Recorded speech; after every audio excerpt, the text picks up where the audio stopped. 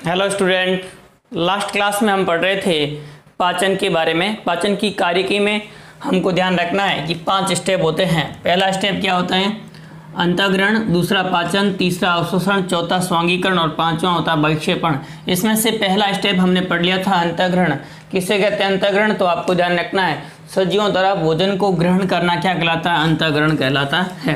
और अंतःग्रहण की क्रियाविधि होती है, वह अंतःग्रहण की क्रियाविधि किसके माध्यम से होगी? तो कर्तंक, अग्रचर्वणक और चर्वणक दांतों से भोजन को काटा जाता है छोटे टुकड़ों के रूप में। और काटने के बाद में आपको ध्यान रखना है कि इस भोजन के छोटे खंड या टुकड़े होते हैं, इन छोटे खंडों या टुकड़ों को भोजन के साथ में लार को मिलाया जाता है और लार को मिलाने के बाद में इसको बोलस के रूप में परिवर्तित किया जाता है, जिनको निगल लिया जाता है। अब उसके बाद में हम पाचन की क्रियाविधि की बात करेंगे, यानी सेकंड स्टेप हमारा कौन सा हो जाएगा? पाचन या पाचन की क्रियाविधि। तो पाचन किस प्रकार से होता है, पाचन की क्रियाविधि क्या होती है, उस बारे में बात करेंगे। डाइजेशन किस प्रकार से होता है। पाचन में हम देखेंगे कि सबसे पहले पाचन कहाँ प्रारंभ होता है? मुख गुहा में पाचन होता है। तो सबसे पहले हम ध्यान देंगे मुख गुहा में पाचन। सबसे पहले पाचन की क्रियाविधि कहाँ प्रारंभ होती है? मुख गुहा में प्रारंभ हो जाती है। तो फर्स्ट स्टेप हम ध्यान देंगे किसमें? पाचन। मुख गुहा में पाचन किस प्रकार से होता है? तो मुख गुहा में पाचन होता है वो किसके द्वारा प्रारंभ होता है? तो आपको ध्यान रखना है लार ग्रंथियां, यानी मुख गुहा में कौन सी ग्रंथियां उपस्थित होती है? मुख गुहा में पाचन। मुख गुहा में पाचन किसके द्वारा प्रारंभ होता है? तो मुख गुहा में पाचन लार ग्रंथियों द्वारा स्रावित लार से प्रारंभ होता है। किसके द्वारा स्रावित? लार ग्रंथियों द्वारा स्रावित लार द्वारा प्रारंभ होता है। द्वारा स्रावित लार द्वारा प्रारंभ होता है। स्रावित लार द्वारा प्रारंभ होता है। तो ये हमें ध्यान रखना है कि मुख गुहा में पाचन होगा वो कहाँ से प्रारंभ होता है, किस प्रकार से प्रारंभ होता है। तो आप देखेंगे कि मुख गुहा में भोजन के पाचन की क्रियाविधि प्रारंभ हो जाती है। और मुख गुहा में कार्बोहाइड्रेट का पाचन होता है। तो भोजन का सबसे पहले मुख गुहा में पाचन होगा वो कौन से भाग का होता है? कार्बोहाइड्रेट का होता है। मुख गुहा में जो लार स्रावित होती है, इस लार के अंदर आप ध्यान देंगे तो अल्फा अमाइलेज एंजाइम उपस्थित होता है। कौन सा एंजाइम उपस्थित होता है? अल्फा अमाइलेज एंजाइम, या जिसका पुराना नाम हम कहते हैं टाइलिन एंजाइम। तो अल्फा अमाइलेज एंजाइम या टाइलिन एंजाइम उपस्थित होता है। यह एंजाइम होता है, यह एंजाइम 30% स्टार्च का पाचन यहाँ पर कर देता है। तो इस प्रकार से 30% स्टार्च का पाचन है वो कौन से भाग में होता है? मुख गुहा में होता है। यह लार में उपस्थित अल्फा अमाइलेज एंजाइम के द्वारा संपन्न होता है। यानी आप ध्यान देंगे कार्बोहाइड्रेट का पाचन होता है और कार्बोहाइड्रेट में जो स्टार्च है उस स्टार्च का 30% पाचन है वो किस भाग में होता है? मुख गुहा में होता है। कौन से एंजाइम से? तो अल्फा अमाइलेज एंजाइम की सहायता से होता है। कौन सा एंजाइम? अल्फा अमाइलेज, या जिसे हम क्या कहते हैं टाइलिन एंजाइम कहा जाता है। इस अल्फा अमाइलेज या टाइलिन एंजाइम होता है वह आप ध्यान देंगे हल्की अम्लीय पीएच, और लार की पीएच कितनी होती है? 6.8 होती है। इस हल्की अम्लीय पीएच पर स्टार्च का पाचन होगा और स्टार्च होगा वो किसमें बदल जाएगा? माल्टोज में बदल जाता है। तो इस प्रकार से यह आप ध्यान देंगे तो स्टार्च है वो क्या है? पॉलीसैकेराइड है। क्या है? पॉलीसैकेराइड है, जिसको किस रूप में बदल दिया जाता है? डाइसैकेराइड के रूप में परिवर्तित कर दिया जाता है। तो इस प्रकार से डाइसैकेराइड के रूप में परिवर्तित कर दिया जाता है वह किसके द्वारा? टाइलिन या अल्फा अमाइलेज के द्वारा। इसके अतिरिक्त अल्फा सिमित डेक्स्ट्रिन्स का भी थोड़ा बहुत निर्माण होता है। तो अल्फा सिमित डेक्स्ट्रीन का भी निर्माण इस दौरान होता है। तो अल्फा सिमिन डेक्स्ट्रीन एवं आपको ध्यान रखना है माल्टोज का निर्माण होगा वो किसमें होता है? लार ग्रंथियों द्वारा स्रावित लार के द्वारा पाचन की क्रियाविधि में होता है। तो ये हमें ध्यान रखना है। इसके अतिरिक्त आप और ध्यान देंगे तो इसमें उपस्थित लाइसोजाइम एंजाइम होता है जो सूक्ष्म जीवों को नष्ट करता है। लाइसोजाइम एंजाइम होगा और इसके अतिरिक्त थायोसाइनेट होता है और लाइसोजाइम एंजाइम होगा। यह क्या करता है? तो सूक्ष्म जीवों को, मुख्य रूप से ग्राम पॉजिटिव जीवाणुओं को, सूक्ष्म जीवों को क्या करता है? नष्ट करता है। भोजन के साथ आए हुए सूक्ष्म जीवों को नष्ट करने का कार्य लाइसोजाइम एंजाइम द्वारा किया जाता है। इसके अतिरिक्त आप ध्यान देंगे इसमें बाइकार्बोनेट होता है। क्या स्रावित होता है? बाइकार्बोनेट। और बाइकार्बोनेट होता है भोजन की अम्लीयता को दूर करता है। भोजन की अम्लीयता होती है, उस अम्लीयता को दूर करने का कार्य होता है वह किसके द्वारा? अम्लीयता दूर करने का कार्य है, वह किसके द्वारा किया जाता है? तो आप ध्यान देंगे बाइकार्बोनेट द्वारा किया जाता है। तो भोजन की अम्लीयता अम्लता है उसको दूर करने का कार्य है वह किसके द्वारा किया जाएगा, तो इस बाइकार्बोनेट द्वारा किया जाता है। तो ये पहला जो पाचन की क्रियाविधि प्रारंभ होती है वो कहाँ पर होती है, मुख गुहा में पाचन होता है। मुख गुहा में पाचन लार ग्रंथियों द्वारा स्त्रावित लार द्वारा प्रारंभ होता है। यहाँ पर कार्बोहाइड्रेट का पाचन उपस्थित होता है। लार में उपस्थित अल्फा अमाइलेज या टाइलिन एंजाइम होता है जिसके द्वारा 30% स्टार्च का पाचन हो जाता है। यह स्टार्च को माल्टोज के रूप में परिवर्तित कर देता है जो कि एक प्रकार की डाइसैकेराइड है। और ध्यान देंगे लाइसोजाइम एंजाइम होता है वो सूक्ष्म जीवों को नष्ट करता है तथा बाइकार्बोनेट होता है भोजन की अम्लता को दूर करने का कार्य करता है।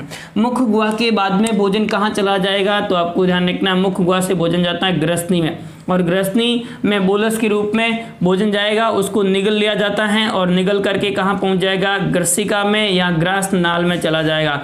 भोजन किस में चला जाएगा, ईसोफेगस में, ग्रास नाल में जाता है। तो इस प्रकार से भोजन कहाँ पहुँच जाएगा, ग्रास नाल में। यहाँ भी कोई पाचन नहीं होता है, ग्रसनी में भी कोई पाचन नहीं होता है, यहाँ भी कोई पाचन नहीं होता है। फिर भोजन कहाँ चला जाएगा, आमाशय में। तो इस प्रकार से आमाशय में भोजन चला जाएगा और अगला पाचन कहाँ पर होगा, आमाशय में पाचन होता है। तो ग्रसनी एवं ग्रसिका होगी वह क्रमांकुंचन गति के माध्यम से भोजन को अंतर्ग्रहित कर लेती है। अंतर्ग्रहण के बाद में भोजन कहाँ पहुँच जाता है, आमाशय में पहुँच जाता है। तो अगला सेकंड स्टेप हम कौन सा देखेंगे, आमाशय में पाचन किस प्रकार से होता है। तो इस प्रकार से आमाशय में पाचन, अगला हम सेकंड देखते हैं आमाशय में पाचन। तो भोजन का पाचन होगा वो सेकंड स्टेप किसमें, ध्यान रखना आपको, आमाशय में किस प्रकार से पाचन होता है। जैसे ही भोजन आमाशय में पहुंचता है, देखिए भोजन आमाशय में पहुंचने पर आमाशय के अंदर आप देखेंगे तो ये इस प्रकार से भोजन है वो किसमें पहुंच जाएगा, आमाशय में पहुंच जाएगा। भोजन किसमें पहुंच जाएगा, आमाशय में पहुंच जाता है। यानी बोलस के रूप में, निवाले के रूप में फूड है वो फूड किसमें पहुंचेगा, आमाशय में पहुंचेगा। और जैसे ही भोजन किसमें पहुंचता है, आमाशय में। आमाशय में भोजन के अंदर उपस्थित जो वसीय अम्ल, एमिनो अम्ल, प्रोटीन इत्यादि उपस्थित होती हैं, उसके फलस्वरूप आमाशय की भित्ति में उपस्थित जी सेल्स होती हैं, जी कोशिकाएं होती हैं, और जी कोशिकाएं होती हैं उसके द्वारा गैस्ट्रीन हार्मोन का स्त्रावण किया जाता है। ये अंतःस्रावी प्रकार की कोशिकाएं जिनके द्वारा कौन से हार्मोन का स्त्रावण किया जाएगा, गैस्ट्रीन हार्मोन का स्त्रावण किया जाता है।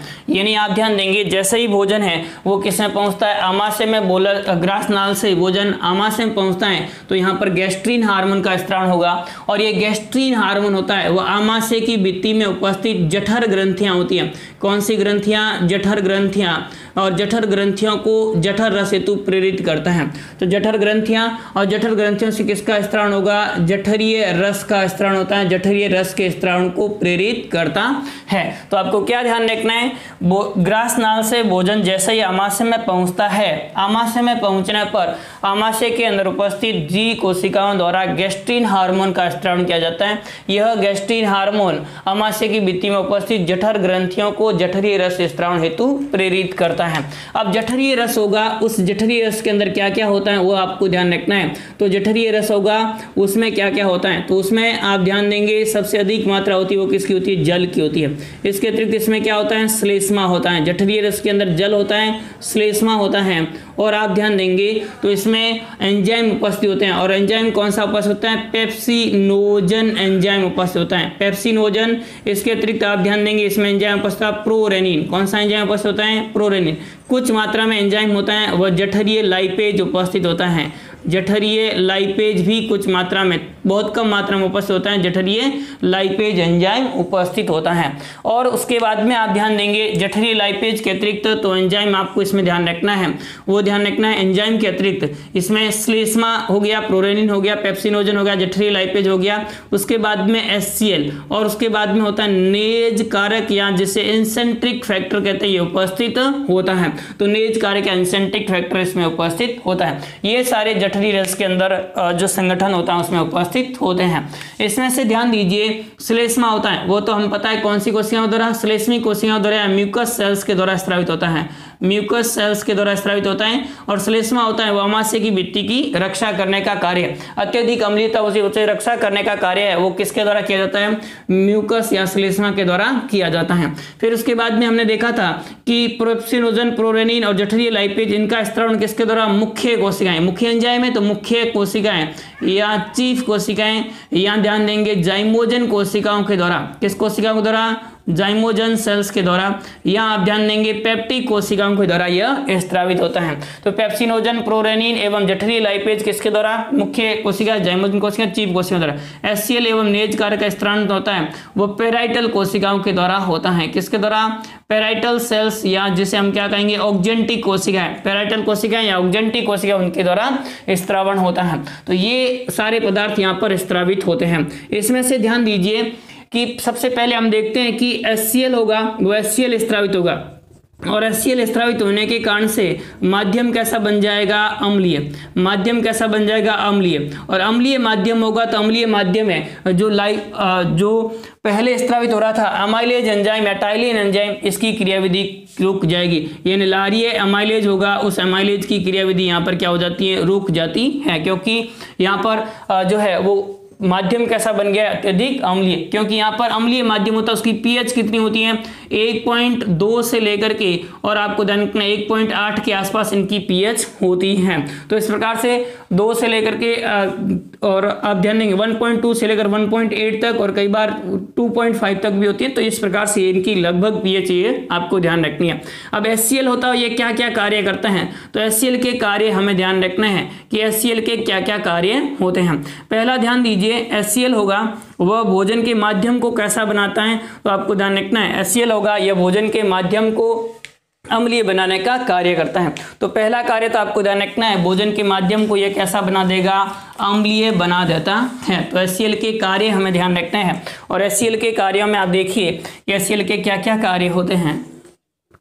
HCl के कार्य है ये भोजन के माध्यम को कैसा बनाएगा, अम्लीय बना देता है। भोजन के माध्यम को अम्लीय बना देता है। भोजन के माध्यम को कैसा बना देता है, अम्लीय बना देता है, माध्यम अम्लीय। दूसरा कार्य ध्यान दीजिए कि HCl होता है इसके द्वारा निष्क्रिय एंजाइमों को सक्रिय किया जाता है। जो निष्क्रिय एंजाइम होते हैं जठरस के अंदर, उस निष्क्रिय एंजाइमों को क्या करेंगे, एंजाइमों को सक्रिय किया जाता है। वो किसके द्वारा किया जाता है, तो आपको ध्यान रखना है निष्क्रिय एंजाइमों को सक्रिय किया जाता है वह किसके माध्यम से किया जाता है, तो इस जो HCl होता है उसके द्वारा किया जाता है। HCl होता है इसके द्वारा निष्क्रिय एंजाइम होगा, जैसे आप देखेंगे कि कौन सा एंजाइम, पेप्सिनोजन। और पेप्सिनोजन होता है उस पेप्सिनोजन एंजाइम ये किस रूप में उपस्थित है, निष्क्रिय रूप में। तो इस प्रकार से निष्क्रिय रूप में उपस्थित एंजाइम है।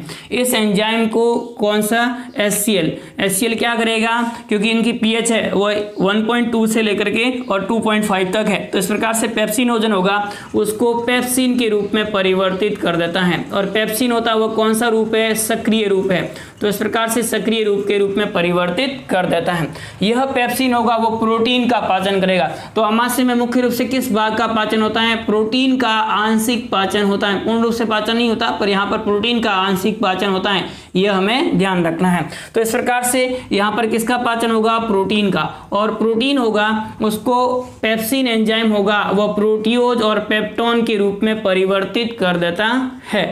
तो प्रोटियोज एवं किस रूप में परिवर्तित करेगा, पेप्टोन के रूप में परिवर्तित कर देता है। तो प्रोटियोज और पेप्टोन्स के रूप में परिवर्तित कर देता है, वह पेप्सिन कर देता है। ये ध्यान रखना है। दूसरा आप ध्यान देंगे यहाँ पर एंजाइम पास होता है प्रोरेनिन। कौन सा एंजाइम है, प्रोरेनिन। और प्रोरेनिन एंजाइम होता है, इस प्रोरेनिन एंजाइम को HCl होगा वह सक्रिय रेनिन में बदल देता है। किसमें बदल देगा, रेनिन में। प्रोरेनिन है ये किस प्रकार का, निष्क्रिय है, और इसको किस रूप में परिवर्तित कर देता है, सक्रिय रूप में। और सक्रिय रूप कौन सा है, रेनिन है। यह हमें ध्यान रखना है। यह रेनिन होता है ये बच्चों में उपस्थित होता है, वयस्क में इनकी मात्रा बहुत कम होती है। इस कारण से वयस्क में दूध के पाचन की जो क्रियाविधि होती है वो बहुत मंद हो जाती है, धीमी हो जाती है। तो ये इस प्रकार से हमें ध्यान रखना है। यानी यह रेनिन है वो किसका पाचन करता है, दुग्ध प्रोटीन का पाचन करता है। और दुग्ध में कौन सा प्रोटीन होता है, कैसीन प्रोटीन होता है। कौन सा प्रोटीन उपस्थित होता है, कैसीन प्रोटीन, जिसे हम क्या कहते हैं, दुग्ध प्रोटीन कहा जाता है। तो इस प्रकार से दुग्ध प्रोटीन या कैसीन प्रोटीन होगा, उस प्रोटीन का पाचन करने का कार्य है वो किसके द्वारा किया जाता है, तो आप ध्यान देंगे रेनिन द्वारा किया जाता है। तो रेनिन है वह दुग्ध में उपस्थित प्रोटीन होगा, कैसीन प्रोटीन का पाचन करेगा। कैसे करेगा, तो सबसे पहले आप ध्यान देंगे इसमें रेनिन होगा, वह रेनिन ये दुग्ध में उपस्थित कैसीन प्रोटीन घुलनशील प्रोटीन है, इसको अघुलनशील जो प्रोटीन है उस रूप में परिवर्तित कर देता है। यानी आप ध्यान देंगे इसे पैराकैसिनेट के रूप में परिवर्तित कर देता है। किस रूप में परिवर्तित कर देगा, पैराकैसिनेट के रूप में, जो कि किस प्रकार का है, अघुलनशील है।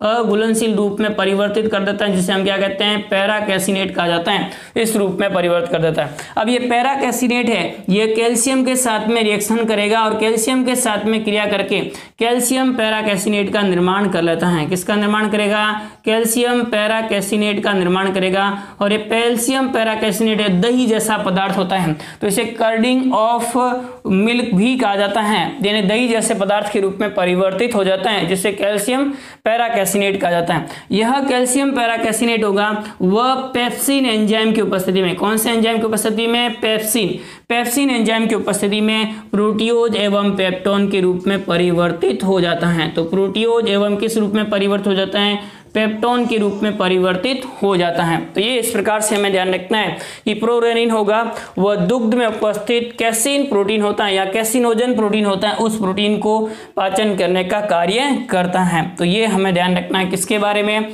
इस जो है रेनिन की क्रियाविधि के बारे में हमें ध्यान रखना है। अब उसके बाद में देखिए, तो आपको ध्यान रखना है तीसरा कार्य HCl का, HCl भोजन के साथ आए सूक्ष्म जीवों को नष्ट करता है। HCl भोजन के साथ आए सूक्ष्म जीवों को क्या करता है, नष्ट करता है।